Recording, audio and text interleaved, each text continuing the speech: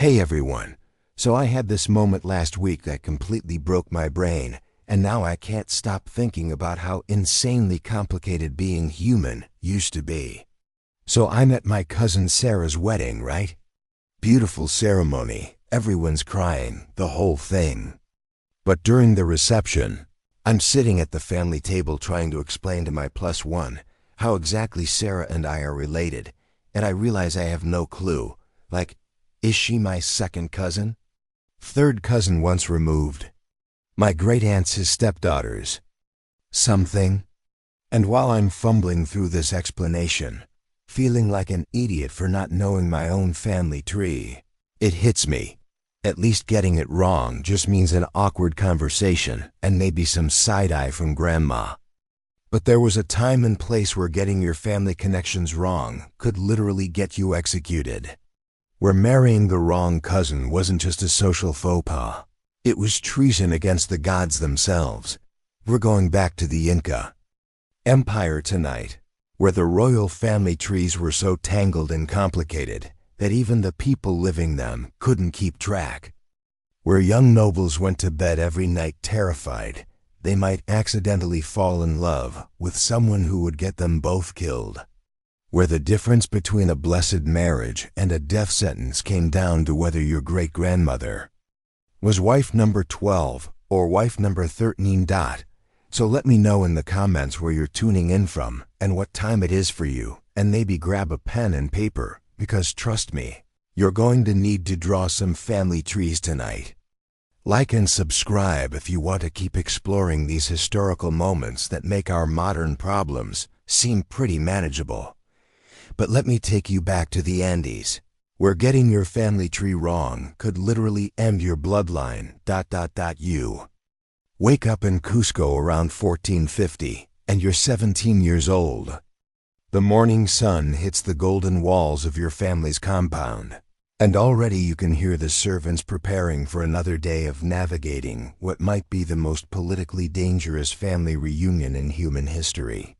Because you're not just any teenager, you're Inca nobility, which means your family tree looks like it was designed by someone having a fever dream. Your father is the Sipa Inca's half-brother.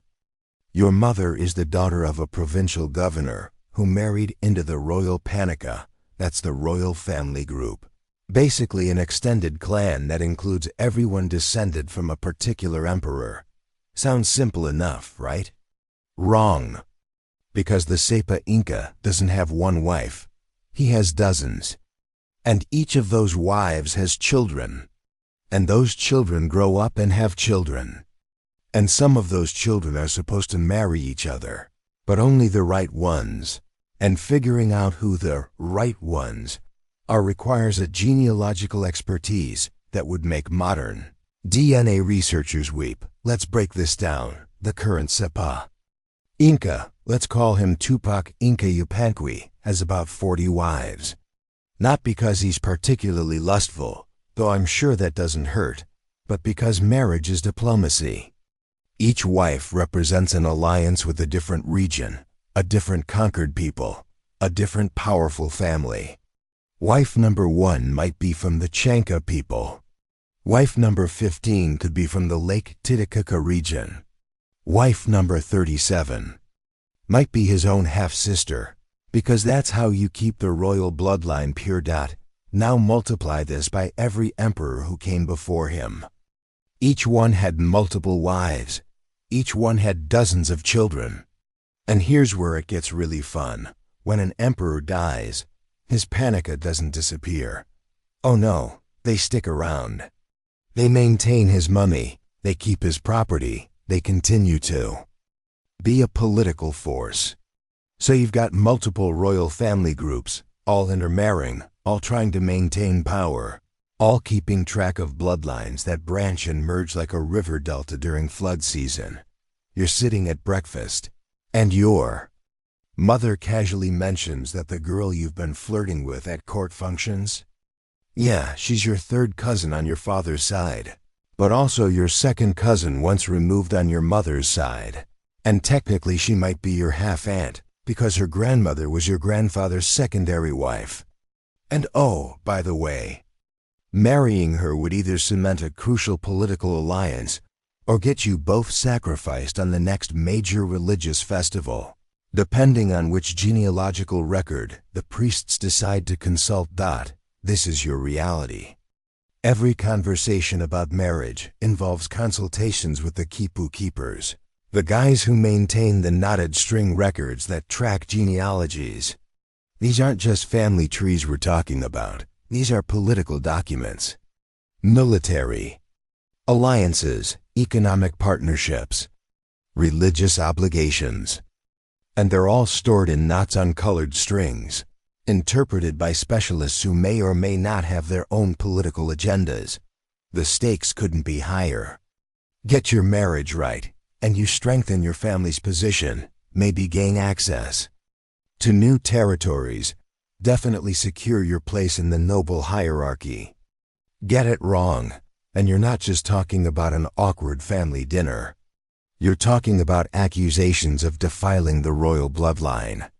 You're talking about angering the sun god Inti, whose earthly representative is the Sapa Inca himself. You're talking about execution, exile, or being buried alive with your impure children. And here's the truly insane part. The rules keep changing. What was an acceptable marriage under the previous emperor might be forbidden under the current one. A political alliance that made sense 5 years ago might be treasonous today. The Spanish chroniclers who wrote about this later were completely baffled by how fluid and contradictory the marriage laws seemed to be. But that's because they weren't really laws in the way we understand them. They were political tools, wielded by whoever had the power to interpret the genealogical records. So you finish your breakfast, trying not to think about how the cute girl from last night's feast might actually be your niece, and you prepare for another day of court politics where knowing your family tree isn't just social knowledge, it's survival. Where one misremembered great-grandmother could be the difference between a blessed union and a death sentence. And the really terrifying part? The system worked for centuries. Hundreds of years of nobles navigating this genealogical minefield, somehow managing to keep the empire running while constantly one family connection away from disaster. Makes you appreciate those awkward modern family reunions, doesn't it? Now let's talk about the actual rules, because this is where things go from complicated to absolutely unhinged. You'd think after centuries of practice, the Inca would have developed some kind of clear marriage guidelines, maybe a handy chart or something. Instead, they created what can only be described as a bureaucratic nightmare, wrapped in religious doctrine and seasoned with political opportunism. Here's rule number 1. The Sapa Inca must marry his full sister. Not his half-sister, not his cousin, his actual same mother, same father sister. This keeps the divine bloodline pure, supposedly. The logic being that if you're descended from the sun god, you can't dilute that divinity with mortal blood. Fair enough, I guess. If you're into that whole, we're literally gods walking among mortals thing. But here's where it gets weird. While the emperor is required to marry his sister, everyone else in the royal family follows a completely different set of rules that seem to have been written by a committee of people who couldn't agree on what they wanted for lunch, let alone marriage policy. Your typical royal noble can marry certain cousins, but not others. First cousins on your father's side? Sometimes okay, depending on whether their mothers were primary wives or secondary wives. But first cousins on your mother's side? That's trickier, because now you're dealing with maternal lineages that might carry obligations to other panacas. Second cousins? Well, that depends on whether you're counting through the male line or the female line, and whether any of your shared ancestors were involved in any political disputes that might still be considered active. And then there's the Koya situation. The emperor's primary wife, his sister wife, holds a special position that affects everyone else's marriage possibilities. Her children are the most legitimate heirs, which means marrying into her family line gives you political advantages, but also makes you a potential threat. So marriages that might be genealogically acceptable could be politically suicidal. But wait, there's more. Remember how I mentioned the Inca conquered other peoples? Well, those conquered regions had their own marriage customs, and the Inca couldn't just ignore them entirely without risking rebellions. So now you've got regional variations in what's considered acceptable. In some provinces, cousin marriage is standard practice. In others, it's forbidden. And as a member of the royal court, you might need to marry someone from any of these regions to cement political alliances. The priests play their own special role in this chaos. They're the ones who consult the oracles, interpret the omens, and basically decide whether your proposed marriage has divine approval. And coincidentally, their divine guidance tends to align remarkably well with whatever political outcome benefits their own families. Shocking, I know. Let me give you a concrete example. Say you're interested in marrying your second cousin Chuya. She's beautiful, intelligent, and her family controls some valuable coca-growing territories. Sounds perfect, right? Well, first you need to trace both your lineages back to make sure you're not violating any taboos. Her great-grandfather was the emperor's half-brother, but through which wife? If it was through the third-ranking wife, you might be fine. If it was through the seventh-ranking wife, that creates complications because that wife's family was involved in a succession dispute 2 generations ago that technically hasn't been resolved.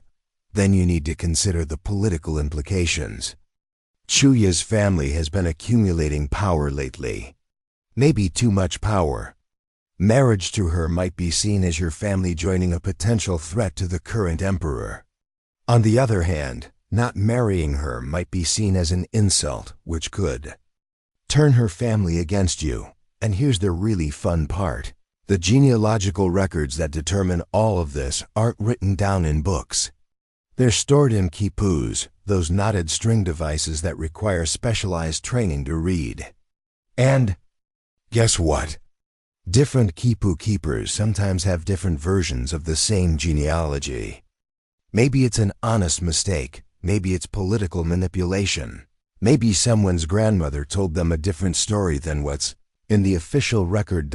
So you could spend months negotiating this marriage, consulting priests, checking genealogies, getting political approvals, only to discover on your wedding day that some rival quipu keeper has found a record showing that actually Suya's great-grandmother was married to your great-great-grandfather's brother, making the union forbidden after all. The Spanish chroniclers describe nobles maintaining private genealogical specialists, basically family historians whose job was to memorize and verify bloodlines. These weren't just scholars, they were political operatives. Because in a system where your marriage determines your family's survival, controlling genealogical information is controlling power itself. And remember, this isn't just affecting the high nobility. Every level of Inca society had marriage restrictions based on ALU membership, regional customs, and religious obligations. The difference is that when common people got it wrong, they might face local punishment or social exile. When nobles got it wrong, it could destabilize the entire empire. The most insane part? This system was designed to prevent exactly the kind of political chaos it actually created. The whole point of these elaborate marriage rules was to maintain social order, preserve divine bloodlines, and ensure political stability. Instead, it created a situation where half the nobility was constantly worried about accidentally committing treason through marriage, and the other half was busy manipulating genealogical records to destroy their rivals. Welcome to the Inca Empire, where love was a luxury you literally couldn't afford. All right. So now you understand the rules, or rather, you understand that the rules are basically incomprehensible. But let's get specific about how this genealogical house of cards actually collapsed on real people. Because somewhere in the mountains of Peru, there's a guy named Amaru who's about to become the poster child for why this system was absolutely insane. Amaru is 22, third son of a regional governor, and he's just fallen head over heels for a girl named Kisa at his cousin's wedding. She's got those eyes that make you forget your own name. She laughs at his jokes, and when they dance together, even the musicians stop playing to watch. It's like something out of a romance novel, except this is the Inca Empire, so romance novels end with people getting buried alive. Here's what Amaru knows about Kisa. Her family is from the Chachapoya region, recently conquered, and they're working hard to integrate into Inca society. Her father holds a decent administrative position. Her mother makes the most incredible textiles. And Kisa herself speaks 3 languages and can calculate tribute payments faster than most trained accountants.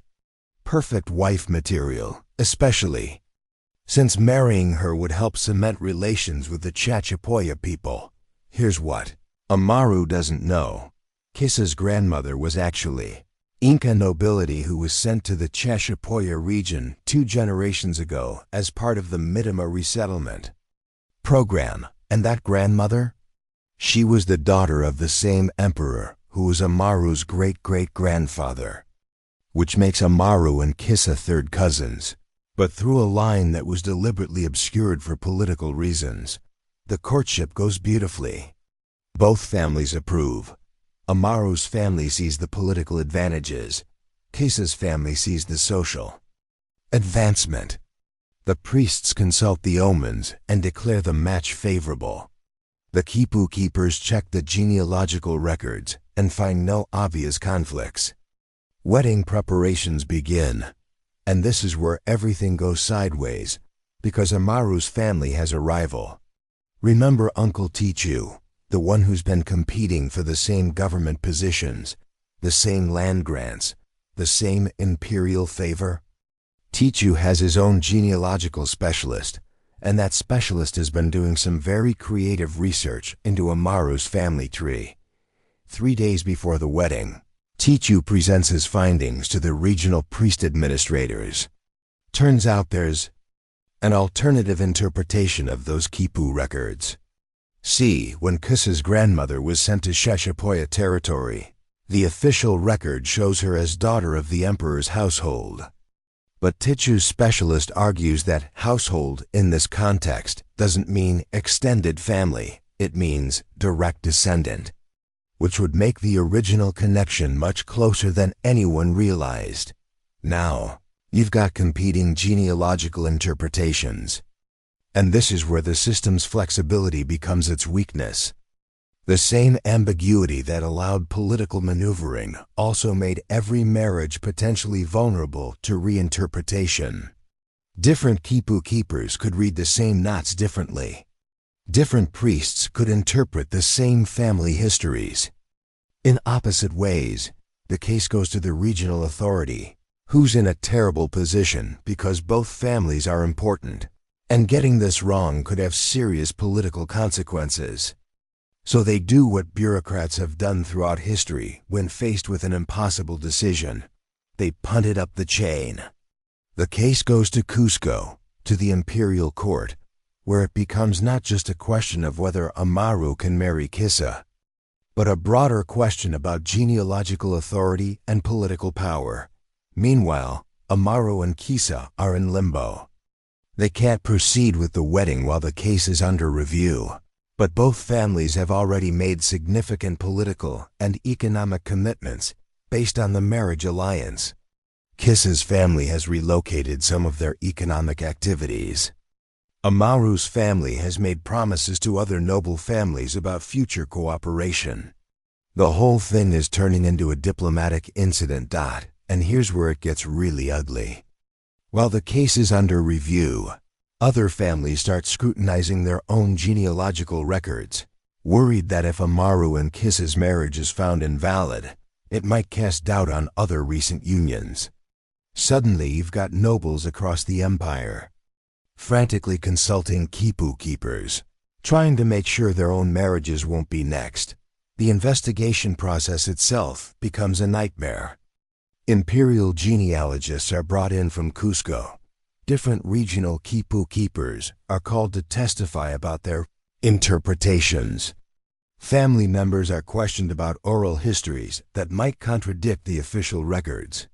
And all of this is happening in a system where admitting you made a mistake in genealogical record keeping could be seen as treason against the divine order. 6 months into this process, they discover something even worse. The records show that Kissa's great-grandfather had 2 wives, and there's disagreement about which one was Kissa's actual great-grandmother. If it was the first wife, the marriage might be acceptable.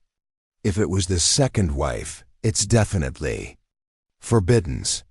But the records for that generation were damaged in a fire 20 years ago. So now they're relying on the memories of elderly relatives who, surprise, surprise, remember things differently depending on their political loyalties. At this point, what started as a simple marriage dispute has become a crisis of genealogical authority. If the quipu keepers can't maintain accurate records, if the oral histories are unreliable, if the priests can interpret the same information in contradictory ways, then how can anyone be sure about the legitimacy of any marriage? The final decision comes down to political expediency disguised as religious authority. The high priest in Cusco declares that the original interpretation was correct. The marriage can proceed, but with special purification rituals to address any potential spiritual contamination. Everyone saves face, the political alliance is preserved, and the genealogical system's credibility is maintained. Through what amounts to a divine loophole, Amaru and Kisa finally get married. 18 months after they first met, after a bureaucratic nightmare that involved imperial investigators, regional authorities, competing quipu keepers, and probably more paperwork than a modern divorce. And the really insane part? They were the lucky ones. Their case ended with marriage and purification rituals. Other couples weren't so fortunate. Because this wasn't an isolated incident. The Spanish chroniclers describe dozens of similar cases, and those are just the ones important enough to be recorded.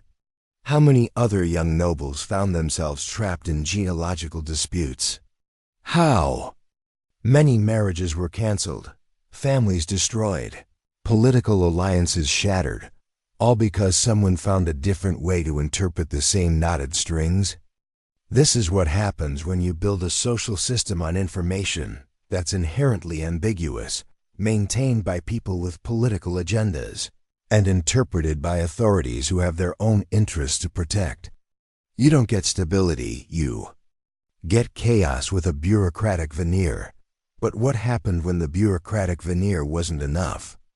When the political loopholes couldn't save you and the genealogical investigations went the wrong way? Because for every Amaru and Kissa who got their happy ending through divine intervention and creative paperwork, there were others who learned exactly why this system inspired such terror.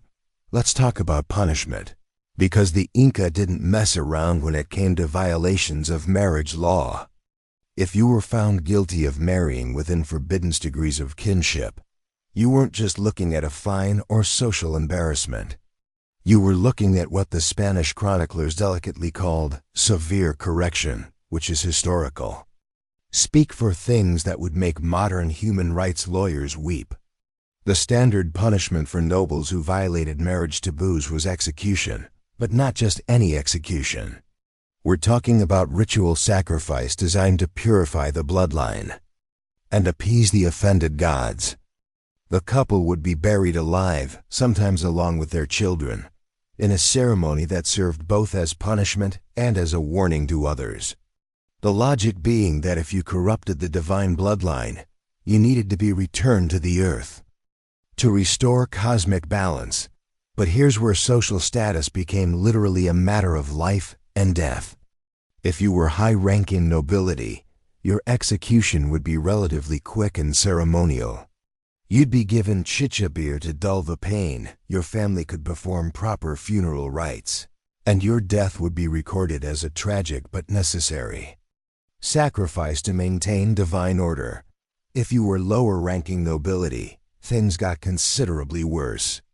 Your punishment might include torture designed to extract confessions about other genealogical irregularities. You might be forced to watch your children die first. Your extended family could lose their noble status, their lands, their positions in government. And forget about funeral rites. Your bodies might be left to rot as an example. And if you were common people who somehow managed to violate marriage laws, well, the good news is that your punishments were usually less elaborate. The bad news is that they were often more brutal, because you didn't rate the ceremonial treatment. Mass executions, forced labor, exile to hostile territories, whatever was most expedient for the local administrators. The children of invalid marriages faced their own special hell. Even if they survived their parents' punishment, they carried the stain of illegitimate birth for the rest of their lives. They couldn't hold government positions, couldn't marry into proper families, couldn't participate in religious ceremonies. Basically, they became a permanent underclass, living reminders of what happened when you got your genealogy wrong. But the really insidious part of this system was how it encouraged preemptive accusations. Because if you suspected your rivals, marriage might be genealogically questionable. Bringing it to the authorities' attention wasn't just political maneuvering, it was your religious duty. You were protecting the divine bloodline, maintaining cosmic order, serving the empire. And if you were wrong, well, investigating genealogical irregularities was never considered a bad thing. This created an atmosphere of constant suspicion, where every noble family was simultaneously investigating their rivals and worried about their own exposure. Marriage became a kind of mutually assured destruction. Everyone had genealogical skeletons, so everyone had to be careful about whose closets they opened. Then the Spanish arrived in 1532, and somehow managed to make this already insane system even worse. The conquistadors brought their own ideas about legitimate marriage, their own genealogical concerns, and their own political agendas. Suddenly you had Spanish authorities trying to determine the validity of Inca marriages using European legal principles, while Inca nobles tried to explain why marrying your half-sister was actually totally normal. The Spanish were particularly obsessed with determining which Inca noble children were legitimate heirs who could be used as puppet rulers, and which were bastards who could be safely ignored or eliminated. This led to a frenzy of genealogical research as Spanish administrators tried to untangle Inca family trees using European concepts of legitimacy that made no sense in the Inca context. Even worse, the Spanish systematically destroyed many of the quipu records that contained genealogical information, viewing them as either pagan religious objects or potential tools of rebellion. So now you had Inca nobles trying to prove their genealogical legitimacy to Spanish authorities, using records that the Spanish themselves had destroyed. The result was genealogical chaos on an unprecedented scale. Inca nobles found themselves caught between traditional marriage laws they might have violated and Spanish marriage laws they definitely couldn't understand. Some families tried to correct their genealogies by divorcing and remarrying according to Spanish customs, only to discover that this created new problems under traditional Inca law. Archaeological evidence from this period shows the human cost of this genealogical nightmare. Mass graves contain the remains of individuals who show signs of ritual execution. Chroniclers describe noble families simply disappearing from the historical record, their genealogical crimes apparently too serious for even Spanish intervention to save them. The Spanish chronicler, Pedro Ciza de Leon, wrote about visiting Inca settlements where entire noble lineages had been eliminated due to marriage violations, leaving only confused survivors who couldn't explain their own family relationships because all the genealogical specialists had been killed or fled. What's particularly tragic is that this system, designed to preserve the purity and stability of the royal bloodline, ultimately contributed to the empire's collapse. When the Spanish captured the Sapa and Atahualpa, part of their strategy involved exploiting the genealogical uncertainty around succession. Multiple claimants emerged, each with questionable legitimacy, each supported by different noble factions, who had their own genealogical axes to grind. The empire that had lasted for centuries, held together partly by the terror of getting your family tree wrong, finally fell apart when no one could agree on whose family tree was right. But behind all this political maneuvering and bureaucratic nightmare, there were real people living real lives, trying to find love and build families in a system that treated their most intimate relationships as matters of state security. And when I read the Spanish chroniclers' accounts, what strikes me most isn't the elaborate punishments or the political intrigue. It's the small, heartbreaking details about ordinary people caught in an impossible situation.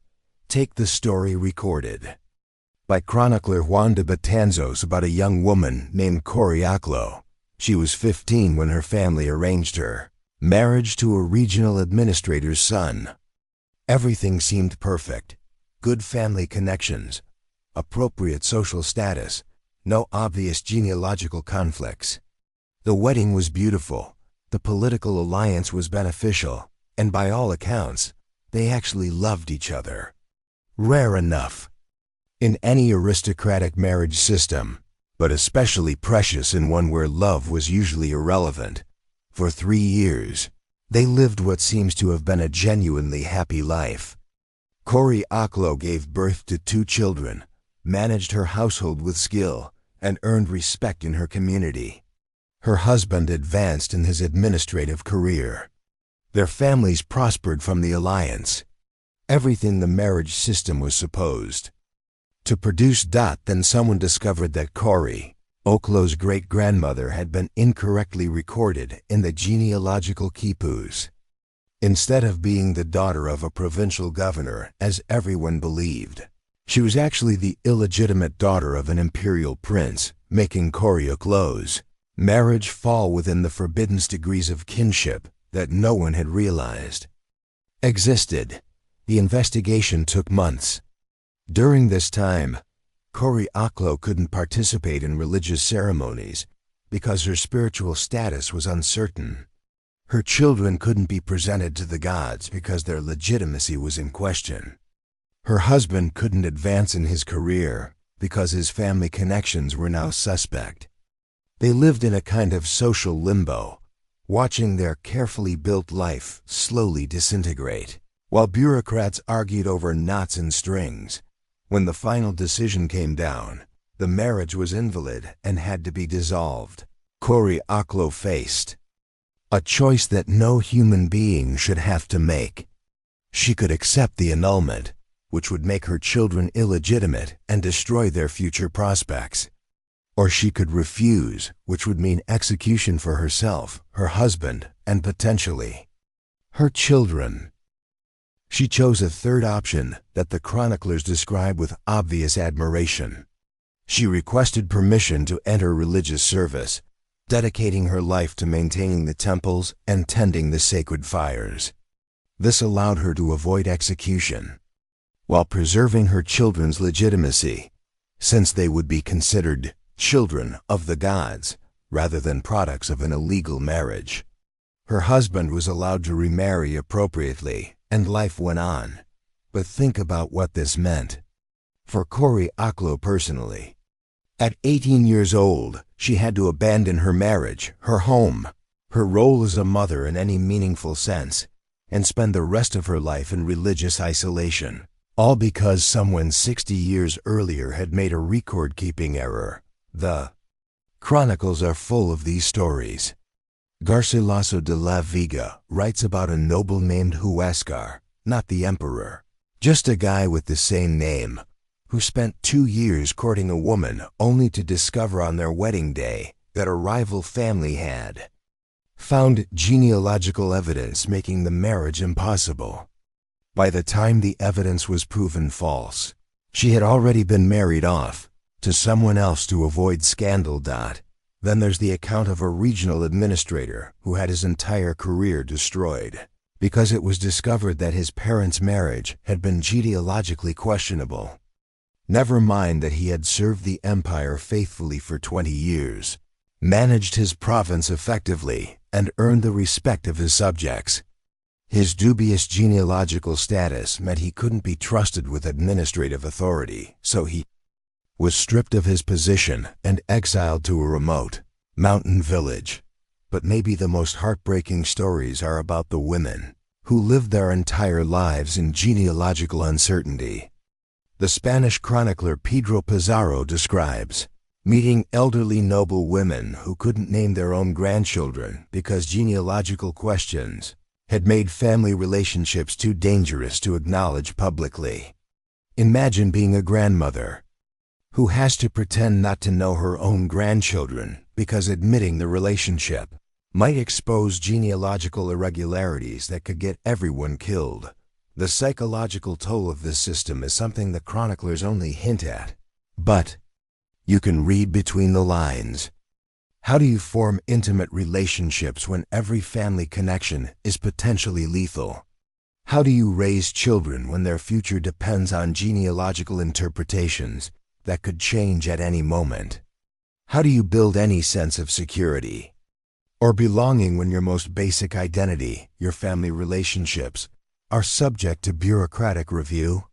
The Spanish friar Bernab Cobo wrote about Inca nobles who seemed to live in constant anxiety, always checking and double-checking family connections, always worried about what genealogical revelations might emerge.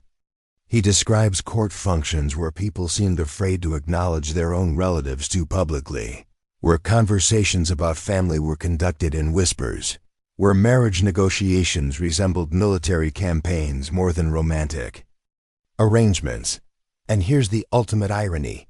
This system that was supposed to preserve the purity and stability of Inca society actually created a culture of genealogical paranoia that undermined the very family bonds it claimed to protect. People were so afraid of getting their family relationships wrong that they became afraid of having family relationships at all. When the Spanish conquistadors arrived, they found an empire where the ruling class was literally afraid of their own families, where marriage had become a form of political warfare, where love was not just a luxury, but an actual danger. Is it any wonder that a society this internally fractured couldn't mount an effective defense against external conquest? So here we are, back in the present, where the biggest genealogical crisis most of us face is figuring out whether to call someone cousin or second cousin once removed at family gatherings. And honestly, after spending this time in the Inca Empire, I'm grateful for that confusion, because what we've seen tonight is what happens when a society becomes so obsessed with controlling the most intimate aspects of human life that it forgets what those relationships are actually for. The Inca didn't set out to create a system of genealogical terror. They were trying to maintain order, preserve divine bloodlines, create political stability. All reasonable goals, at least in theory. But somewhere along the way, the system became more important than the people it was supposed to serve. The bureaucracy became more powerful than the families it was supposed to protect. The fear of getting relationships wrong became stronger than the love that makes relationships meaningful in the first place. And maybe that's the real lesson here.